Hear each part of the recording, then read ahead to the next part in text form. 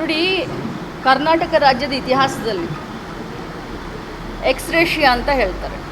ಎಕ್ಸ್ರೇಷಿಯಾ ಅಂತಂದರೆ ಸರ್ಕಾರ ಈ ಒಂದು ಪೆನ್ನಿಗೆ ಒಂದು ಜಾಗಕ್ಕೆ ಒಂದು ರೇಟನ್ನು ಫಿಕ್ಸ್ ಮಾಡೋದಂತ ಈ ರೇಟನ್ನು ನಾವು ಯಾವುದೇ ಕಾರಣಕ್ಕೂ ಕೂಡ ಸರ್ಕಾರ ಚೇಂಜ್ ಮಾಡಲ್ಲ.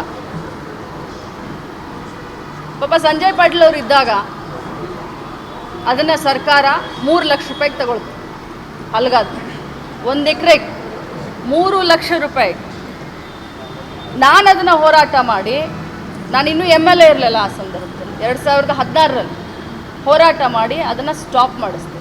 17ರಲ್ಲಿ ಸ್ಟಾಪ್ ಮಾಡಿಸ್ದೆ. 18ರಲ್ಲಿ ನಮ್ಮ ಸರ್ಕಾರ ಬಂತು, ನಾನು MLA ಆಗಿದ್ದೆ. ಅದನ್ನು ಮತ್ತೆ ಎಕ್ವೈರ್ ಮಾಡ್ಕೊಂಡು ಅದನ್ನು ಕೆಲಸ ಪ್ರಾರಂಭ ಮಾಡಿದ್ರು. ಸ್ವತಃ ನಾನು ಹೋಗಿದ್ದೆ. ತಾವೀಗ ಕೇಳಿದ್ರಲ್ಲ, ತಾವೇ ತಮ್ಮದೇ ಇದಿದೆ, ಸರ್ಕಾರ ಇದೆ, ತಾವೇ ಮಂತ್ರಿ ಇದ್ದೀರಾ, ತಾವೇ ಪ್ರತಿಭಟನೆ. ಜನರಿಗೋಸ್ಕರ ಒಮ್ಮೊಮ್ಮೆ ಹಂಗೆ ಮಾಡಬೇಕಾಗುತ್ತೆ, ಕಾಂಟ್ ಹೆಲ್ಪ್ ಇಟ್.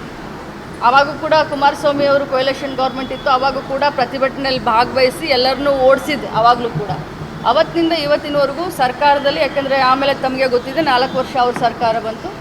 ಈಗ ಅದನ್ನು 3 ಲಕ್ಷ ರೂಪಾಯಿ ಇರೋದನ್ನ 1 ಎಕರೆಗೆ 50 ಲಕ್ಷ ಮಾಡಿಸಿದ್ರು. ಎಕ್ಸ್ರೇಷಿಯಾ ಅಂತ ಹೇಳಿದೆ.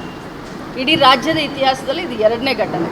ಒಂದು ಉತ್ತರ ಕನ್ನಡದಲ್ಲಾಗಿತ್ತು, ಅದನ್ನು ಬಿಟ್ಟರೆ ಇದು.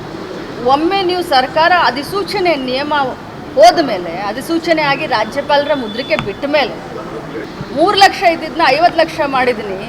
ರೈತರಿಗೆ 4 ಕೋಟಿ ಕೊಡಿಸಿದ್ರು ಕೂಡ ನಮಗೆ ಸಂತೋಷನೇ. ಯಾಕಂದರೆ ರೈತರು ಅಲ್ಲಿ ನಮ್ಮ ಥರ 5 ಎಕರೆ 10 ಎಕರೆ 25 ಎಕರೆ ಇರೋವಂಥ ರೈತರಲ್ಲ, 5 ಗುಂಟೆ 2 ಗುಂಟೆ ಇರುವಂಥ ರೈತರು.